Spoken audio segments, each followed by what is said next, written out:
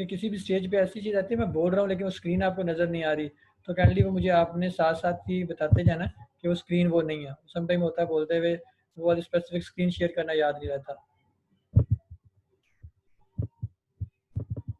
ठीक है, अच्छा अभी आपका एसक्यूएल सर्वर की स्क्रीन नज़र आ रही होगी, जिस पे जैसे ही आप SQL server management studio open करेंगे, तो आपको ये एक स्क्रीन सामने आएगी। तो अब इस पे जो बाय डिफ़ॉल्ट में सर्वर नेम आ रहा है, तो हम इसको कनेक्ट कर देते हैं। हम आगे चल के आस्ते-आस्ते हम ये भी देखेंगे कि रिमोट डेटाबेस को कैसे कनेक्ट किया जाता है। ठीक है, कनेक्ट किया। अभी आपके पास लेफ्ट साइड पे डेटाबेसेस आ गई। इस पे हम लोग एक डेटाबेस क्रिएट कर लेते हैं। न्यू डेटाबेस, राइट क्लिक किया, न्यू डेटाबेस। अब डेटाबेस का आप नाम यहाँ दे देते हो। इसको मैं दे देता हूँ ऑनलाइन क्लास डीबी। अच्छा, और आप अगर इसका पाथ चेंज करना चाहते हो, अभी ये बाय डिफ़ॉल्ट में अगर देखो ये मैं स्क्रॉल बार जो आ रही है यहाँ से मूव करता हूँ, ये पाथ बता रहा है कि किस पाथ पे ये सेव हो रही है। C program file Microsoft SQL server, ये इस लोकेशन पे जाके सेव हो रहा है। अगर आप इसका पाथ चेंज करना चाहते हो तो यहाँ पे इसको क्लिक करोगे तो आप पाथ चेंज कर सकते हो। यानी अपनी मर्जी की कोई भी लोकेशन रख लो कि जहाँ पे आप फॉर एग्जांपल जैसे मैं करता हूँ कि स्पेसिफिक ड्राइव में डेटाबेसेस का फोल्डर बना देता हूँ और वहीं पे अपने तमाम डेटाबेसेस रखता हूँ। तो इस तरह आप उसको पाथ चेंज कर सकते हो। ओके, ठीक है, अभी हमारी डेटाबेस आ गई। डेटाबेस का इस पर आप डबल क्लिक कर रहे हो तो देन ये टेबल्स आ गए। इसको डबल क्लिक किया तो अब ये अभी फिलहाल इसके अंदर कोई टेबल नहीं है। अभी मैं एक टेबल क्रिएट कर लेता हूँ। ठीक है, अब फिलहाल हम लोग सिंपली एक रजिस्ट्रेशन मतलब सिंपल एक लॉगिन का टेबल बना लेते हैं जिसमें यूज़र नेम पासवर्ड है और उसकी टाइप है कि वो एडमिन है नॉर्मल यूज़र है। तो सर ये हम एक्सेल सर्वर किसके लिए यूज़ करते हैं? डेटाबेस वगैरह के लिए ना, कि आप जैसे मिसाल के तौर पे अभी जैसे आप लोगों ने रजिस्ट्रेशन की है टिप्स पे जाके ऑनलाइन, अब जो रजिस्ट्रेशन फॉर्म था उसका जो डाटा सेव हो रहा है वो बैकएंड में डेटाबेस में सेव हो रहा है।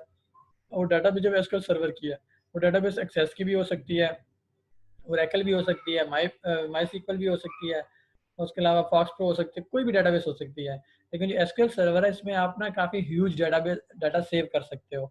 इस वजह से हम लोग तकरीबन कह लें कि जो डेटाबेस एमआईएस टाइप एप्लीकेशन है, डेटाबेस एप्लीकेशन है, तो तकरीबन 90% हम लोग एसक्यूएल सर्वर यूज़ कर रहे होते हैं। अब यूज़र नेम, अब इसमें डिफरेंट टाइप्स आ रही हैं। ठीक है, जो हम टाइम टू टाइम हम लोग देखते जाएंगे हमने कौन सी करनी है, लेकिन फिलहाल इसका होगा वारचार। अब ये देखें वारचार के अंदर 50 आ रहा है। 50 का मतलब है करेक्टर्स, कि अगर मैंने यूज़र नेम है तो 50 करेक्टर से बड़ा वो यूज़र नेम एक्सेप्ट नहीं करेगा। लेकिन अगर मैं नुमान रफीक लिख रहा हूँ तो इसमें जितने करेक्टर हैं वो उतने काउंट हो जाएंगे। एडमिन लिखा यूज़र नेम में तो 5 करेक्टर हैं, और अगर मैं स्पेस भी दे रहा हूँ तो स्पेस भी करेक्टर काउंट होगा। तो मैक्सिमम 50 करेक्टर तक अलाउ करेगा। उसके आगे 51 नंबर करेक्टर का डालेंगे तो उसको ट्रंकेट कर देगा, यानी वो 51 नंबर करेक्टर रिमूव करके रिमेनिंग जो पिछले स्टार्ट के 50 करेक्टर थे वो रखेगा।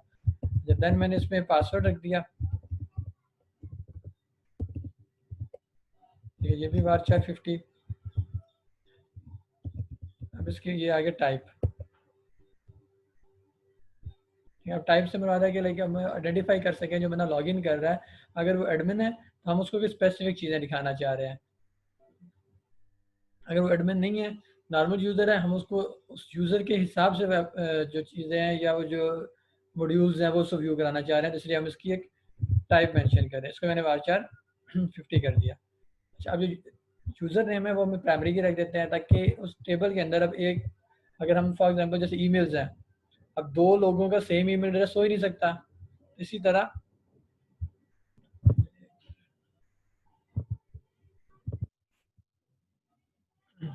अच्छा, इसी तरह कि जो यूज़र नेम है वो मल्टीपल यानी दो लोगों का सेम यूज़र नेम नहीं हो सकता, इसलिए हमने इसको प्राइमरी की रख लिया। प्राइमरी की मतलब वो यूनिक होगा, वो उस टेबल के अंदर वो रिकॉर्ड रिपीट नहीं हो सकता। तो अब मैंने इसलिए यूज़र नेम को प्राइमरी की कर दिया। और अब मैं इसको सेव करता हूँ। सेव के लिए अब आपके पास ये एक और टॉप पे ऑप्शन आ रहा है सेव का, इसके थ्रू भी आप सेव कर सकते हैं। और उसके अलावा कंट्रोल एस करोगे आप तो भी वो सेव हो जाएगा। ठीक है, मैंने कंट्रोल एस किया, टेबल का नाम। तो अब आपने थोड़ा कोशिश करना है कि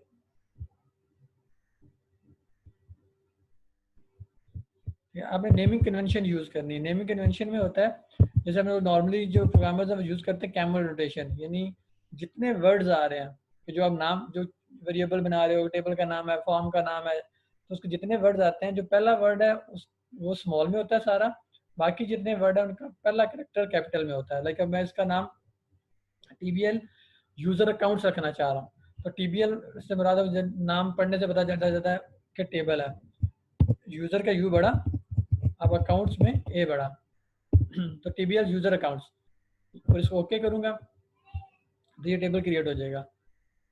अच्छा, ये जो कुछ स्टूडेंट्स अभी ज्वाइन करते जा रहे हैं वो इसको सुनते जाएं, तो बाद में जब एक टॉपिक कंप्लीट करके फिर मैं आपसे क्वेश्चन ले दूंगा, जो कुछ चीज़ किसी की मिस है तो मैं उसको एक्सप्लेन कर दूंगा। अच्छा, अब ये टेबल आपके पास सेव हो गया। अब ये अगर आप इसी ऑब्जेक्ट एक्सप्लोरर में देखें तो अभी ये टेबल पे राइट क्लिक करके रिफ्रेश करूंगा, अब ये TBL यूजर अकाउंट यहाँ पे शो हो रहा है।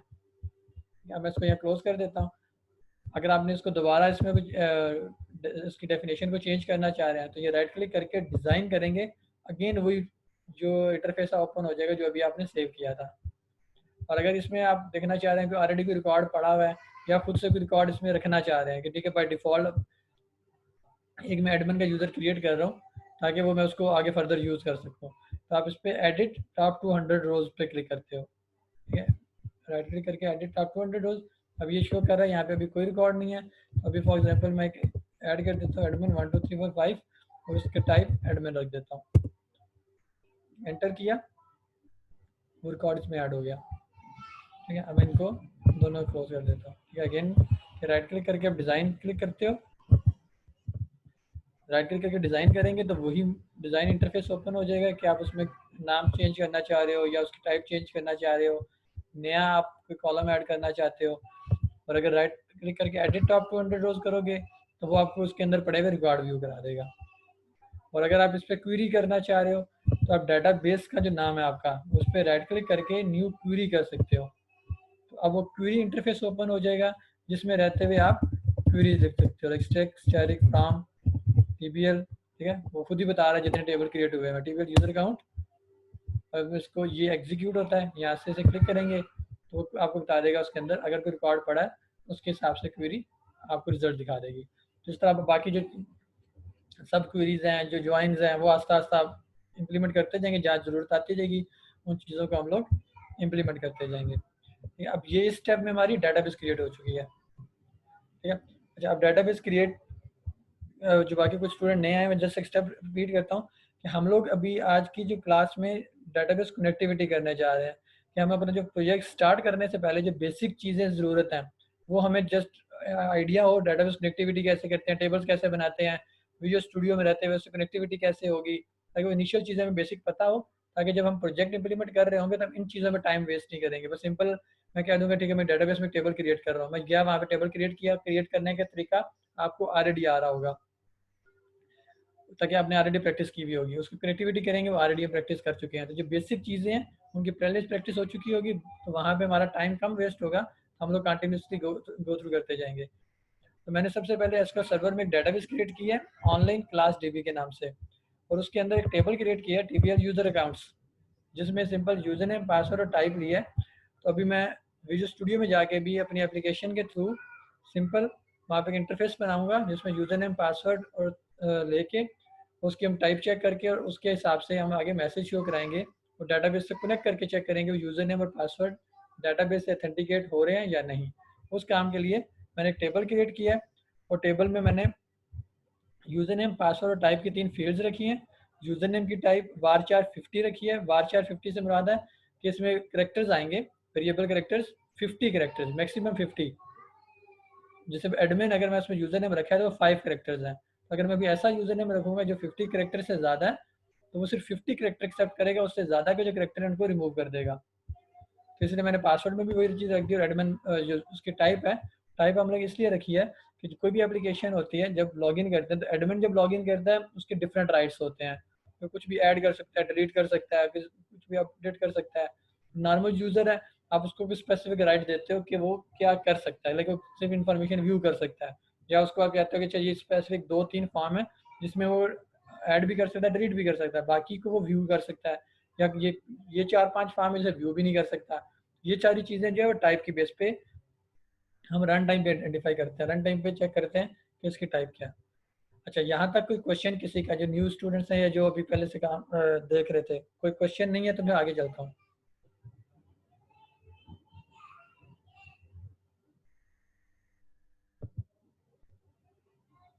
कोई क्वेश्चन नहीं है? अच्छा, काइंडली अगर आप लोग मतलब मिसाल के तौर पे बोल के नहीं बता रहे कि जो क्वेश्चन नहीं है, तो एटलीस्ट आप चैट में ना कम से कम मेंशन जरूर कर दें कि जी ओके फाइन, कोई क्वेश्चन नहीं है, इस तरह की चीज़। Sure sir. फाइन। अच्छा, अब मैं आ रहा हूँ विजुअल स्टूडियो पे। ठीक है, मैं उसकी स्क्रीन शेयर करता हूँ आपसे। ओके, अब आपके सामने विजुअल स्टूडियो नज़र आ रहा होगा कि अब जैसे ही आपने इंस्टॉल होने के बाद आप जो विजुअल स्टूडियो स्टार्ट मेन्यू से जाकर सेलेक्ट करेंगे, ये 2017 है विजुअल स्टूडियो 2017, तो ये इंटरफेस आपके सामने आ जाएगा। अब इसमें हम लोग एक नया प्रोजेक्ट क्रिएट करेंगे। अभी फिलहाल मैं इसकी कनेक्टिविटी सिंपल हम लोग टेस्ट करना चाह रहे हैं, एसक्यूएल सर्वर में डाटाबेस बना के कनेक्ट कैसे की जाती है, तो मैं सिर्फ वेब एप्लीकेशन के थ्रू कर रहा हूँ। अब इसमें दो तरीके हैं, एक ये आपके पास आ रहा है क्रिएट न्यू प्रोजेक्ट, इस पर क्लिक करेंगे तो भी वो इंटरफेस ओपन हो जाएगा जहाँ से हम प्रोजेक्ट क्रिएट करते हैं। इन केस आपको ये इंटरफेस नज़र नहीं आ रहा तो फाइल में जाके न्यू प्रोजेक्ट, ठीक है, तो भी ये इंटरफेस ओपन होगा।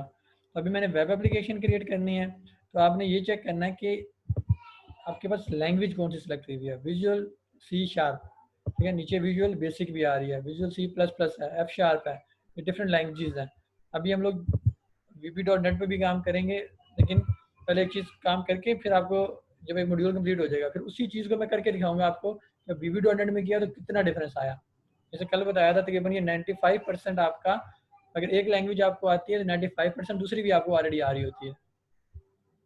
अच्छा, अब मैंने सी शार्प सेलेक्ट किया और उसके अंदर वेब, ठीक है, बाकी भी डिफरेंट कंपोनेंट्स है, .NET कोर है, उस पर भी हम लोग काम करेंगे, विंडोज डेस्कटॉप एप्लीकेशन है, इस पर हम लोग काम करेंगे, क्रॉस प्लेटफॉर्म है, मोबाइल एप्लीकेशन डेवलपमेंट, ठीक है, ज़ैमरन फॉर्म्स, इस पर भी काम करेंगे। इसमें सिंपल एंड्रॉयड है, ठीक है, ये ज़ैमरन एंड्रॉयड कहलाता है, इस पर भी काम करेंगे। तो अभी हम लोग वेब से स्टार्ट करते हैं। तो इसको मैं ऑनलाइन क्लास प्रो फन, ठीक है, ये मैंने इसके प्रोजेक्ट का नाम दे दिया। ये पाथ आपको नज़र आ रहा है कि जहाँ पे ये प्रोजेक्ट सेव हो रहा है, कि अगर आप बाद में इसको कॉपी करना चाह रहे हो दूसरे सिस्टम पे या किसी को देना चाह रहे हो, या लाइक मैं कोई आपको इन फ्यूचर आगे टास्क देता हूँ, अच्छा जी ये आपने एक नया प्रोजेक्ट बना के उसके अंदर इसको इम्प्लीमेंट करना है और इस प्रोजेक्ट को फिर आपने नेक्स्ट डे से पहले पहले मुझे ईमेल करना है। तो अब आपको पता होना चाहिए कि ये लोकेशन है जहाँ पे वो प्रोजेक्ट पड़ा हुआ है, इस पर जाओगे आप और जाके फिर उस प्रोजेक्ट को जिप वगैरह करके आप सेंड कर दोगे। हम इसको और इसकी लोकेशन चेंज करना चाहते हो तो ब्राउज पे क्लिक करके इसका पाथ चेंज कर दो। ओके किया, अब ये एक वेब एप्लीकेशन प्रोजेक्ट क्रिएट करेगा। अच्छा, अब ये यहाँ पे आ गया, ये मैंने .NET कोर तो नहीं कर दिया, चलिए मैं गेन करता हूँ, ठीक है, ये मैं ASP.NET कोर वेब एप्लीकेशन पे क्लिक हुआ था। हमने यहाँ करना है ASP.NET web application .NET framework. जो नीचे थर्ड एक आ रही है टेलरिक वेब फॉर्म एप्लीकेशन, ये टेलरिक वेब फॉर्म एप्लीकेशन है जो मैंने कल लिंक्स आपसे शेयर किए, तो उसमें एक थर्ड पार्टी कंट्रोल है टेलरिक रैड कंट्रोल्स। वो जब इंस्टॉल हो जाएगा तब ये हमारे पास ये ऑप्शन आएगी। तो जिस वक्त आप लोग इंस्टॉल कर लोगे तो कल फिर मैं जो आप सबके पास जब इंस्टॉल हो चुका होगा फिर मैं टेलरिक की एप्लीकेशन भी आपको क्रिएट करके बता दूंगा। अभी हम लोग ASP.NET वेब एप्लीकेशन कर रहे हैं। ओके, अच्छा, अब ये इंटरफेस आया। अब इसमें मल्टीपल ऑप्शन है, MVC एप्लीकेशन बनानी है, वेब API बनाना चाह रहे हो, या विंडोज़ फॉर्म एप्लीकेशन है, या एम्प्टी एप्लीकेशन है।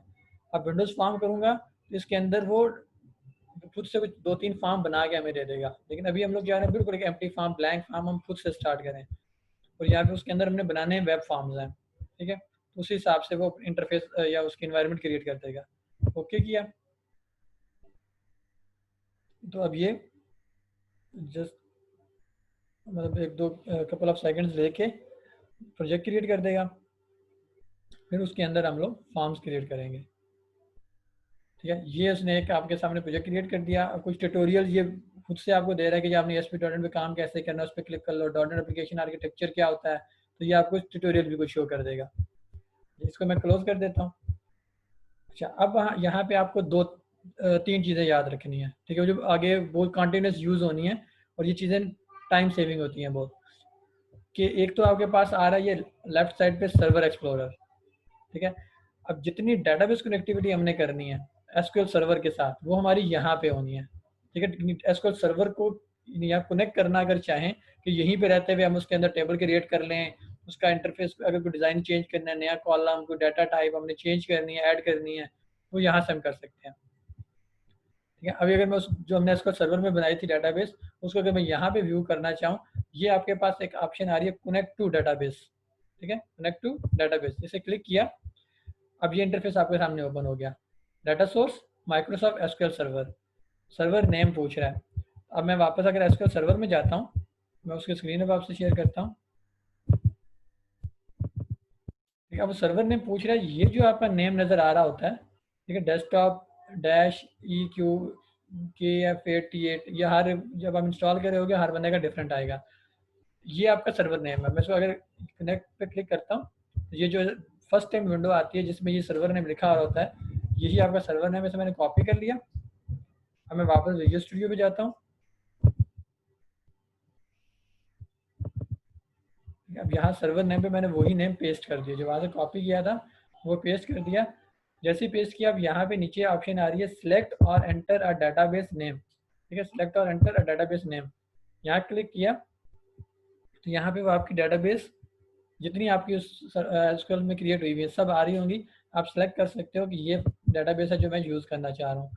टेस्ट कनेक्शन करोगे, ठीक है, टेस्ट कनेक्शन सक्सेसफुल, तो बता देगा कि डाटाबेस ऑफलाइन तो नहीं है या क्रिएट कोई प्रॉब्लम तो नहीं है, एरर तो नहीं है। ओके किया, इट मीन्स कि डाटाबेस आपकी सक्सेसफुली कनेक्शन स्टैब्लिश कर सकती है। ओके किया। अब ये देखें आप, ये आपके लेफ्ट साइड पे ये आपके सर्वर का नेम .onlineclassdb.dbo ये डाटाबेस शो कर रहा है। ठीक है, वही टेबल्स नज़र आ रहे हैं, व्यू, स्टोर, प्रोसीजर, फंक्शन, जो आगे हम लोग देखेंगे। टेबल्स में ये टेबल नज़र आ रहा है। अब हमें एसक्यूएल सर्वर में जाने की ज़रूरत नहीं है, हम डायरेक्टली यहाँ से भी डाटाबेस को राइट क्लिक किया, ओपन टेबल डेफिनेशन, तो अभी उसको डिज़ाइन उसका जो है वो क्रिएट हो रहा है। यहाँ पे फर्स्ट टाइम है इसलिए थोड़ा वो टाइम लेगा। तो अब वही काम जो हम एसक्यूएल सर्वर में कर रहे थे, वही सारा काम हम यहाँ पे विजुअल स्टूडियो में रहते हुए भी कर सकते हैं। ठीक है, ये देखें वही सेम चीज़ आ गई, यूज़र नेम, डाटा टाइप, उसकी पासवर्ड, डाटा टाइप। ठीक है, तो यहाँ पे हम लोग उसको चेंज करना चाहिए, चेंज करके सेव करेंगे, वो चीज़ रिफ्लेक्ट हो जाएगी। शो टेबल डाटा, ठीक है, जैसे वहाँ पे हमने एडिट टॉप 200 रोज किया था, तो यहाँ पे एडिट शो डाटा के नाम से आ गया शो टेबल डाटा। ठीक है, अच्छा यहाँ तक ये होगा सर्वर एक्सप्लोरर। जब मैं जब भी कोई बात करूँगा इन फ्यूचर कि जो सर्वर एक्सप्लोरर में जाओ, डाटाबेस में टेबल व्यू करो या डाटाबेस क्रिएट करो, टेबल क्रिएट करो, तब सर्वर एक्सप्लोरर पे आपको इमीडिएट होना चाहिए ये लेफ्ट साइड पे आ रहा है। अच्छा, इन केस के ये सर्वर एक्सप्लोरर नज़र ही नहीं आ रहा, ठीक है, लाइक जैसे ये सर्वर एक्सप्लोरर नज़र नहीं आ रहा, तो व्यू में जाओगे आप, ठीक है, टूल में व्यू में यहाँ पे ये सर्वर एक्सप्लोरर आ रहा है, फिर वापस आ जाएगा। क्लियर हो गया कि यहाँ पे अगर आपको ये नज़र नहीं आ रही बार, तो आप व्यू में जाके ला सकते हो। ये हमारा सर्वर एक्सप्लोरर। अच्छा, इसके बाद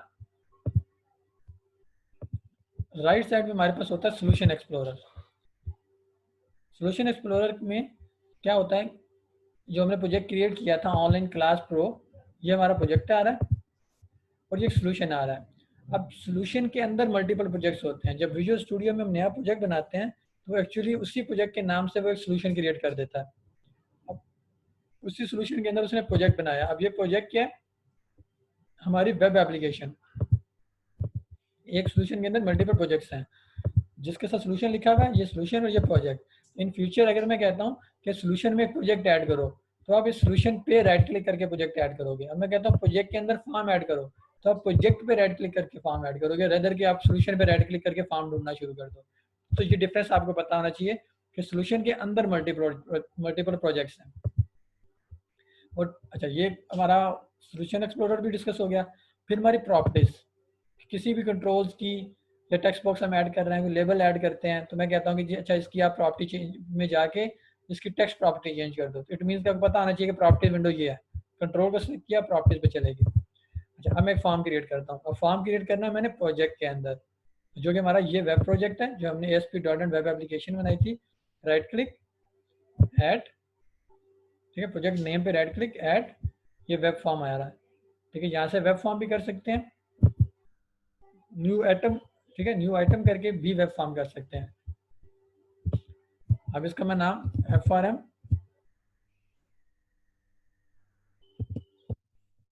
लॉगिन, ठीक है, लॉगिन कराना चाह रहा हूँ, यूज़र ने पासवर्ड डाला, बैकएंड से उसे मैच करके बताएगा कि अगर वो फॉर्म यानी जो लॉग यूज़र है सक्सेसफुली ऑथेंटिकेट हो जाता है तो हम उसे अगले पेज पे मूव कर देते हैं, ठीक है।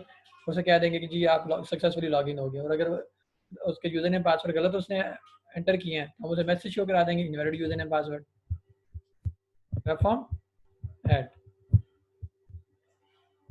अच्छा, कहीं पे कोई क्वेश्चन आता है आप चैट में मैसेज वगैरह करके या वैसे बोल के भी इंटरप्ट कर सकते हो अगर कोई क्वेश्चन आपका है, जाके हम उस चीज़ को आगे निकल जाए। अच्छा, अब जैसे ही मैंने ओके किया तो ये अब आपके सामने एक HTML इंटरफेस आ गया, ठीक है, पूरा HTML कोड है बैकएंड का, ठीक है। ये उसका हेड टैग, उसमें टाइटल एम्प्टी है तो उसको मैं कोई भी टाइटल में नाम दे सकता हूँ।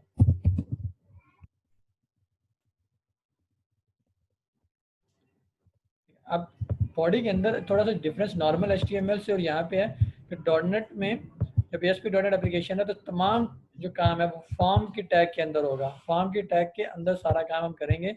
और इस फॉर्म की इसने ID प्रॉपर्टी दी हुई है, ठीक है, ID form1 और रन एट सर्वर, इसको आप रिमूव नहीं करेंगे, रिमूव करेंगे तो आपके जितने कंट्रोल इसके अंदर यूज़ करेंगे वो कोई एक्सेसिबल नहीं होगा। अच्छा, उसने एक बाय डिफॉल्ट डिव क्रिएट किया हुआ है। अच्छा, यहाँ पे आप देखो ये सोर्स व्यू था, अब आप बॉटम पे अगर चेक करें तो यहाँ पे डिज़ाइन इंटरफेस भी आ रहा है, ठीक है, डिज़ाइन, स्प्लिट और सोर्स। डिज़ाइन में आएगा सिंपली डिज़ाइन के आप जो कंट्रोल वगैरह डालोगे उसका जो प्रीव्यू है वो नज़र आ रहा होगा।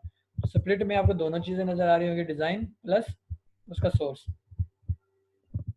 अब मैं यहाँ पे एक टेबल क्रिएट करता हूँ। अभी फिलहाल मैं कोई डिव्स, कोई बूटस्ट्रैप, कोई स्टाइल शीट नहीं इंप्लीमेंट कर रहा, अभी सिंपली टारगेट हम कनेक्टिविटी करके देखना चाह रहे हैं कि एसक्यूएल सर्वर के साथ हम लोग कनेक्टिविटी करते कैसे हैं। और फिर हम लोग जब अपने जो टेम्पलेट और प्रोजेक्ट स्टार्ट करेंगे उसमें हम ये सारी बूटस्ट्रैप, स्टाइल शीट, हर चीज़ लगाते जाएंगे। अच्छा, अब टेबल ऐड करना है, मैंने इसी डिव में क्लिक किया, अब ये टॉप पे आपके पास टेबल आ रहा है,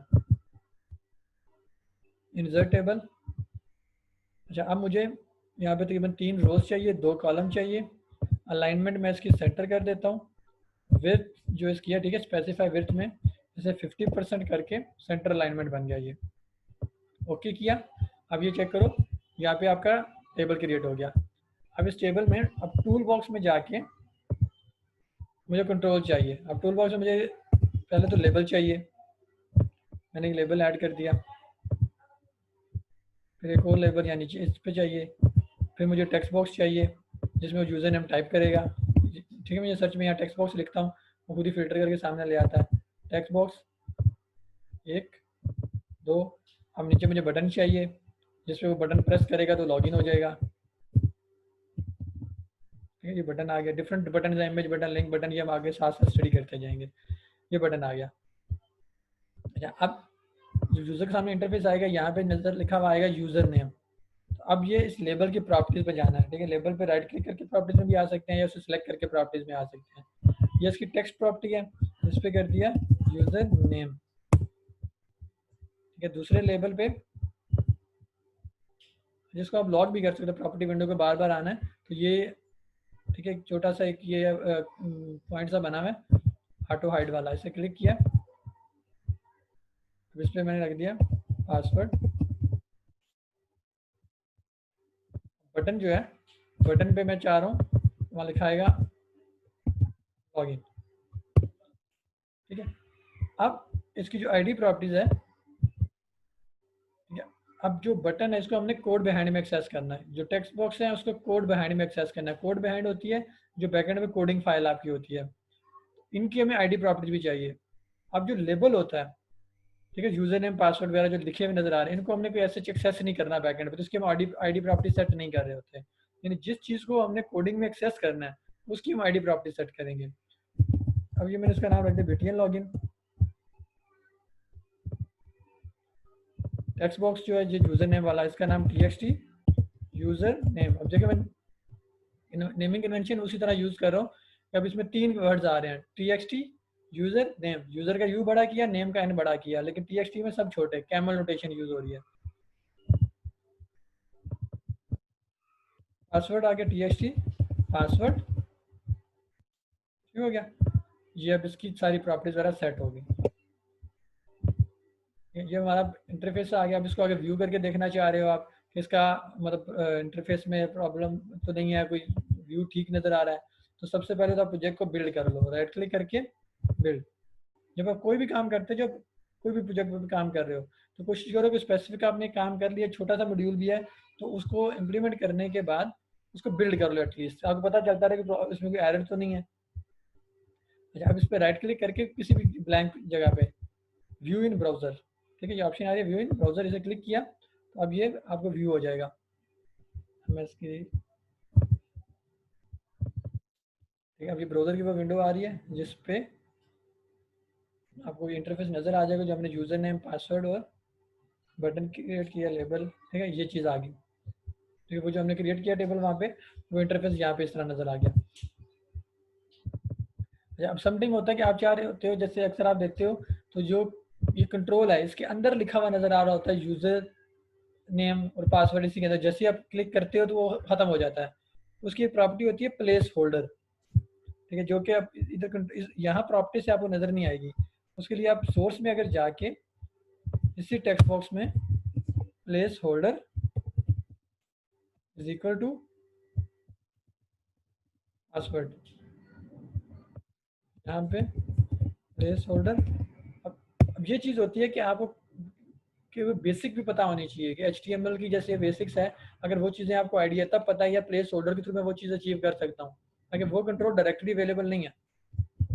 इस तरह की चीज़ों के लिए जैसे अब हम लोग एंटिटी फ्रेमवर्क पढ़ेंगे DB कनेक्टिविटी का, जो उसका ट्रेडिशनल तरीका था वो भी हम देखेंगे, ताकि पता हो कि एडवांस के पीछे बैक एंड में जो एक ट्रेडिशनल चीज़ थी वो कैसे हो रही थी। ठीक है, मैंने इसको सेव कर दिया, अब मैं वापस इस पर आया, F5 किया, ठीक है। अब ये देखें डिफरेंस आपको नजर आया होगा। अब जैसे मैं इस पे यूजर नेम भी लिखा नजर आ रहा है, पासवर्ड भी लिखा नजर आ रहा है, जैसे मैं टाइप करना शुरू करूंगा तो वो चीज़ खत्म हो जाएगी। अच्छा, अब हम इसकी कनेक्टिविटी वाला कोड कंप्लीट करते हैं। ओके, अब मैं डिज़ाइन पे वापस गया। अब मुझे इसके क्लिक पे कोड करना है कि बटन क्लिक हो तो वो चेक करे कि वो वैलिड यूज़र है या नहीं है। डबल क्लिक किया तो ये कोड बिहाइंड फाइल आ गई, ठीक है, इसको हम कोड बिहाइंड फाइल भी कहते हैं, कोड फाइल भी कहते हैं, जहाँ पे हम लोग कोडिंग करते हैं। जैसे कि मिसाल के तौर पे आप किसी प्रोजेक्ट पे काम कर रहे हो, कोई प्रॉब्लम आती है, आप मुझे मैसेज करते हो कि सर कि मैं ये काम कर रहा हूँ, आउटपुट सही नहीं आ रही, तो मैं आपको कहूँगा अच्छा ऐसे करो, कोड बिहाइंड में जाके चेक करो, बटन के क्लिक पे ये काम हो रहा है, तब आपको इमीडिएट आइडिया होना चाहिए कोड बिहाइंड की बात कर रहा हूँ। तो इसी पेज की जो CS फाइल है, तो अब यहाँ पे आके उस पर बटन पे डबल क्लिक कर लो या राइट क्लिक करके व्यू कोड कर लो, तो ये आपको कोड बिहाइंड में ले आएगा। अच्छा, अब हमने करनी है कनेक्टिविटी। अब कनेक्टिविटी के लिए हमें क्या चीज़ें चाहिए? सबसे पहले डेटाबेस का कनेक्शन चाहिए, ये जिस कनेक्शन को फॉलो करते हुए वो जाके चेक करेगा कि वहाँ पे वो रिकॉर्ड एग्जिस्ट करता है या नहीं करता। सेकंड, हमें क्वेरी चाहिए, ठीक है, क्वेरी चाहिए कि हम लोग करना क्या चाह रहे हैं, यानी कि और वो SQL की टर्म में या .NET के टर्म में उसे हमें कमांड कहते हैं, कि उसे कमांड हम प्रोवाइड करेंगे कि इस कनेक्शन पे ये कमांड परफॉर्म करके बताओ, और फिर वो कमांड एग्जीक्यूट हो जाएगी। अच्छा, अब हम लोग कनेक्टिविटी करने जा रहे हैं SQL सर्वर की। ये टॉप में हमारे पास कुछ नेम स्पेसेस होती हैं जिसके अंदर बिल्ट इन फंक्शन होते हैं जो हम लोग यूज़ करते हैं। जब SQL सर्वर हम डाटाबेस कनेक्ट करने जा रहे हैं तो यूजिंग system.data.sql क्लाइंट, ये नेम स्पेस कहलाती है, ठीक है। नेम स्पेस आपकी एक कलेक्शन ऑफ क्लासेस होती है जिसमें बिल्ट इन क्लासेस बना के .NET ने आपको ऑलरेडी दे दी हैं कि आप उनको यूज़ करते हुए वो फंक्शनैलिटी अचीव कर लो। नेम स्पेस ऐड कर ली। अब मुझे सबसे पहले क्या चाहिए? कनेक्शन, SQL कनेक्शन कौन, ठीक है, जो वेरिएबल का नाम मुझे देना है तो मैंने इसको कौन दे दिया, equal to new SQL connection. जैसे ही मैंने ब्रैकेट डाली, अब ये चेक करो कि यहाँ पे वो बता रहा है कि इसके 3 मेथड्स हैं, इस क्लास के अंदर 3 मेथड बने हुए हैं, जिसे अब हम थोड़ा सा अगर हम उस प्रोग्रामिंग की लैंग्वेज में ज़्यादा जाएं तो इसको हम लोग कहते हैं कंस्ट्रक्टर बने हुए इसके, ठीक है। 3 कंस्ट्रक्टर्स हैं, एक एम्प्टी कंस्ट्रक्टर है, एक में उसे स्ट्रिंग चाहिए, ठीक है, कनेक्शन स्ट्रिंग यानी डेटाबेस का पाथ चाहिए।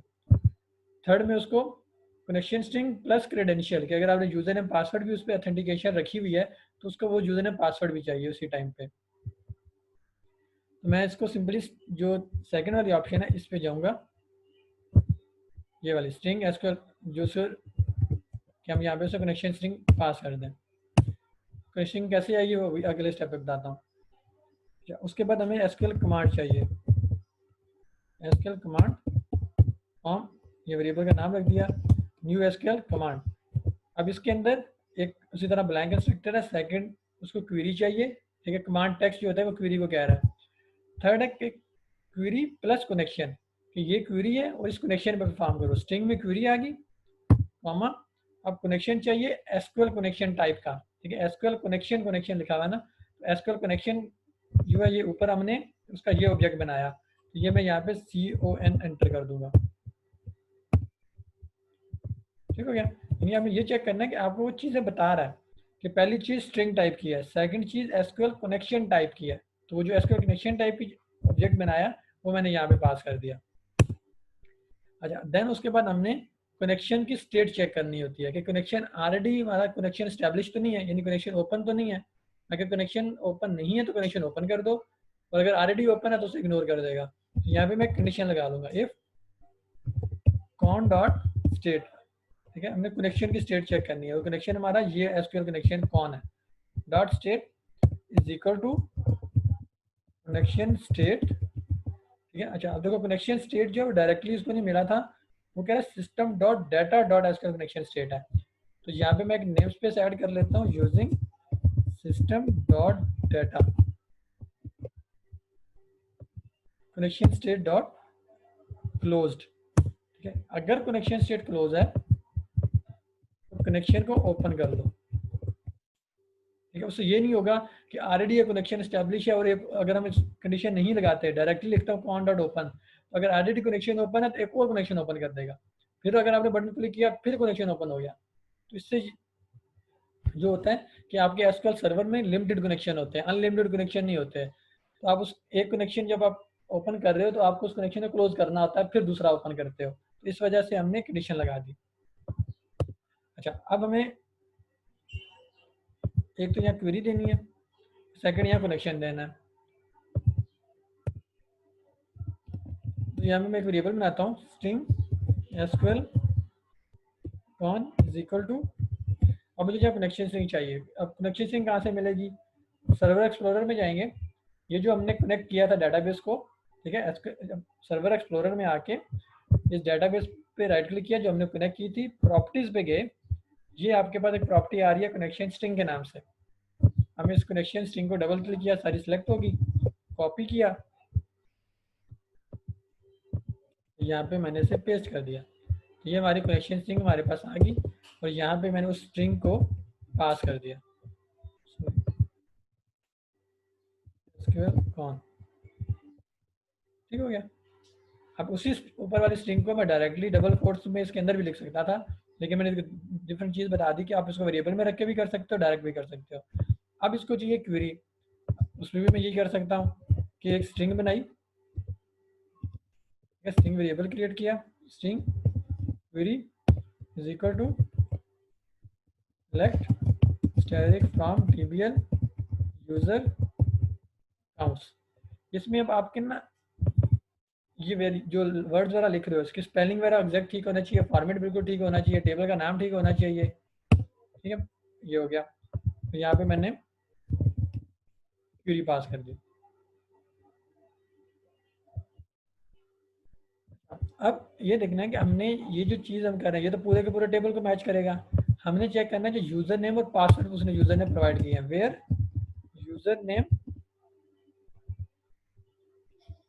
अच्छा, अभी तकरीबन 10 मिनट में ना सेशन एंड होगा, तो आप उसी लिंक को जो आपको मैंने दिया था उसी लिंक को दोबारा क्लिक करके ज्वाइन कर लीजिएगा। जैसे ही हमारा जो सेशन ब्रेक होता है उसी को दोबारा क्लिक करके ज्वाइन कर लीजिएगा।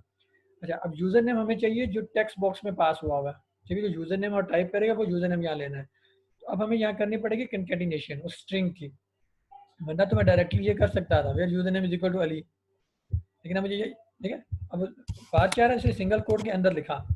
अब अली की जगह हमें चाहिए वो चीज़ जो टेक्स्ट बॉक्स में लिखी है, तो मैं यहाँ पे डबल कोट्स डालूंगा, ठीक है, 2 डबल कोट्स फिर 2 प्लस के साइन, ये कंकैटिनेशन हो रही है, और यहाँ पे TXT user name dot text, ठीक है। सिंगल कोड मैंने डाला कि वो var उसकी टाइप है, इसलिए सिंगल कोड स्टार्ट एंड हो गया।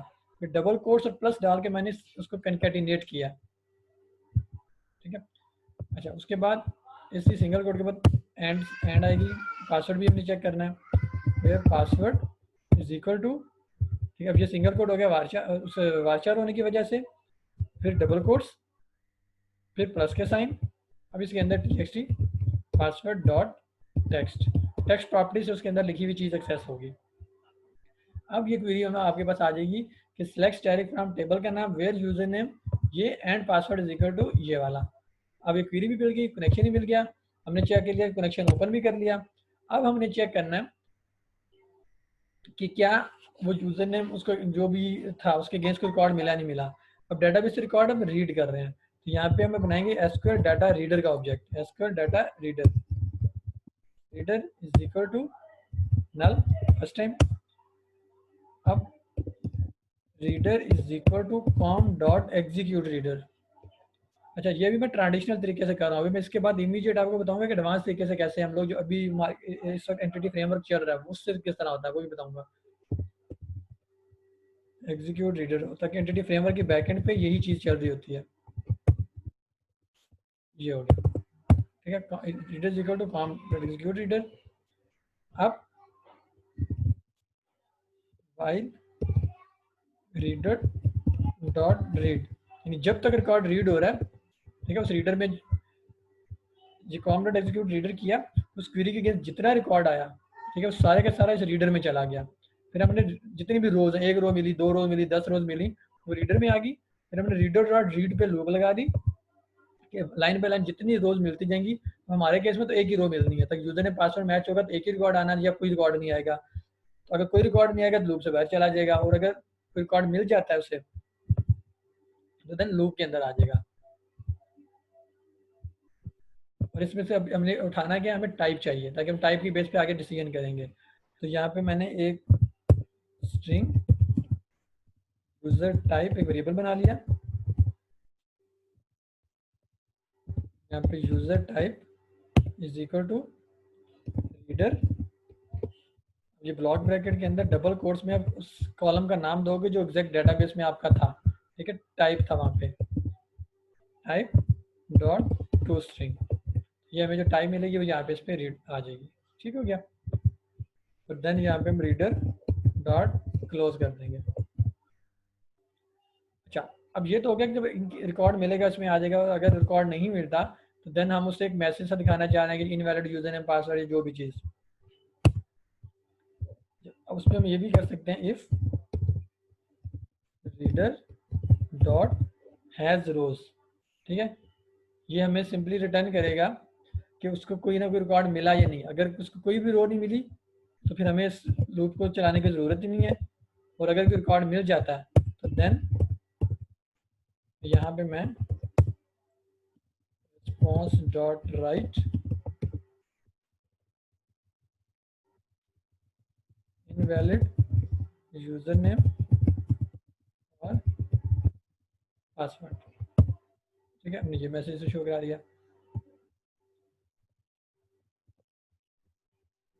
उसके बाद जैसे ही हमने ये सारा काम हमारा कंप्लीट हुआ तो फिर हमें कनेक्शन क्लोज भी करना होता है। मैं सिंपली इसी पोर्शन को कॉपी करके यहाँ पेस्ट करता हूँ, तो यहाँ पे कंडीशन चेंज कर लेते हैं कि अगर कनेक्शन ओपन है तो आप कनेक्शन को क्लोज कर दो, ठीक है, वही सेम चीज़ लगा दी। अच्छा, अब यहाँ पे अगर उसे रिकॉर्ड मिल गया और हैज़ रोज है, अभी टाइप की बेस पे लॉगिन होने के बाद अगले पेज पे मूव करता है, ठीक है, ये हमारा इतना पोर्शन कंप्लीट हो गया। मैं एक पेज और बना लेता हूँ ताकि जो लॉगिन होके अगले पेज पे जाएगा। तो मैंने उसी तरह प्रोजेक्ट नेम पे right click, add web form, उसको कर देता हूँ page 2,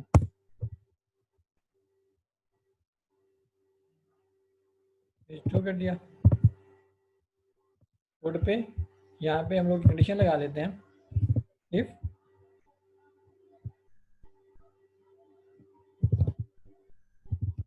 user type is equal to admin, अगले पेज पे मूव करने के लिए response dot redirect, double quotes में हमने उस पेज का नाम बता दिया, page 2 dot ASPX, sorry px, अगले पेज पे चला जाएगा। एल्स में अगर वो एडमिन के अलावा कोई है तो हम किसी और पेज पे भिजवाना चाहते हैं तो हम वो लगा सकते हैं। ठीक हो गया, ये हमारा पेज 2 भी बन गया।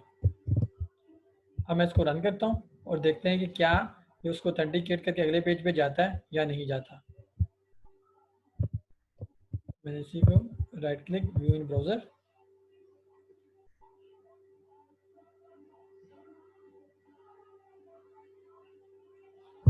ठीक हो गया।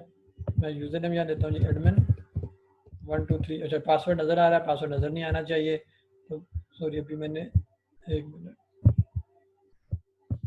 ये यूज़र नेम डाला, पासवर्ड जैसे डालो पासवर्ड नज़र आ रहा है, पासवर्ड नज़र नहीं आना चाहिए। तो उस केस में हम क्या करते हैं, इसकी प्रॉपर्टी है पासवर्ड की, ठीक है, प्रॉपर्टीज में गए, यहाँ पे टेक्स्ट मोड एक प्रॉपर्टी है, टेक्स्ट मोड, यहाँ आ रहा है सिंगल लाइन, यहाँ पे मल्टीपल ऑप्शन आ रही है हमारे पास, ठीक है, मल्टी लाइन होती है, कलर है, डेट टाइम, बहुत कुछ है इसके अंदर। फिलहाल हम इसको पासवर्ड कर देते हैं। बस आता हूँ, नेम एडमिन, पासवर्ड 1 2 3 4 5 6, हमारा 1 2 3 4 5 है, ठीक है, पासवर्ड नज़र नहीं आ रहा। जैसे लॉगिन पे क्लिक किया, मैसेज आ गया इनवैलिड यूजर नेम पासवर्ड, ठीक है, ताकि वो मैच नहीं हुआ। 1 2 3 4 5, लॉगिन पे क्लिक किया,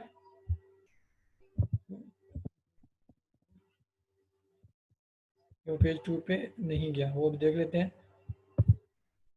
पेज 2 पे उसकी रीज़न ये होगी कि हमारे जो डेटाबेस में रिकॉर्ड पड़ा हुआ है, एक मिनट विजुअल स्टूडियो पे आता हूँ, एसक्यूएल सर्वर,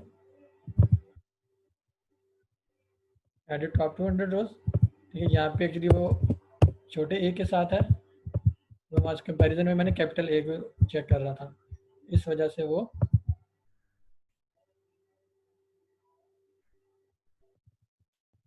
व्यू इन ब्राउज़र, एडमिन 1 2 3 4 5, ठीक हो गया, ये आपका पेज 2 पे आ गया, ठीक है, ये सबको नज़र आ रहा है। जब हमारी वो जो डेटाबेस कनेक्टिविटी है वो सक्सेसफुली परफॉर्म हो गई है।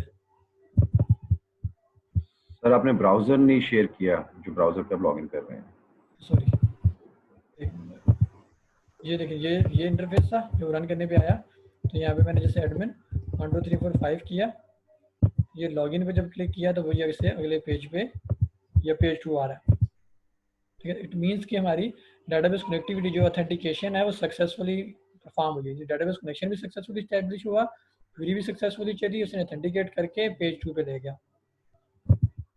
अच्छा, अब यहाँ पे अभी जो इसके अनवर्ड अभी जो 10-15 मिनट में चीज़ें बताऊंगा ना, बहुत इंपॉर्टेंट है, इन्हें वही एक किस्म का कह लो कि आपकी प्रोग्रामिंग, यानी जो एक चीज़ आपको प्रॉब्लम आती है, कोई एरर आता है, उसको सॉल्व करने में अगर घंटा लगता है, ये जो अगर जो चीज़ें अभी 2-3 बताने लगा हूँ, इसको अगर आप प्रैक्टिस में रखोगे, वो चीज़ घंटे वाली चीज़ है, मैक्सिमम 4-5 मिनट के अंदर सॉल्व कर सकते हो। अच्छा, सबसे पहले क्या है, हमने एक जो चीज़ की है, मैं अभी बल्कि एक चीज़ करके बताता हूँ। अब ये मैंने इसका नाम ना टेबल का थोड़ा सा चेंज करके गलत कर दिया, ठीक है, टीबीएल अकाउंट से मैंने टीबीएल अकाउंट कर दिया। मैं इसे रन करता हूँ, मैं ब्राउज़र की स्क्रीन शेयर करता हूँ आपसे, ठीक है, व्यू इन ब्राउज़र किया, एडमिन 1 2 3 4 5, जैसे ही मैंने लॉगिन पे क्लिक किया, ये देखें, ठीक है, इससे हम कहते हैं एप्लीकेशन क्रैश होना, ठीक है। अब अगर किसी क्लाइंट को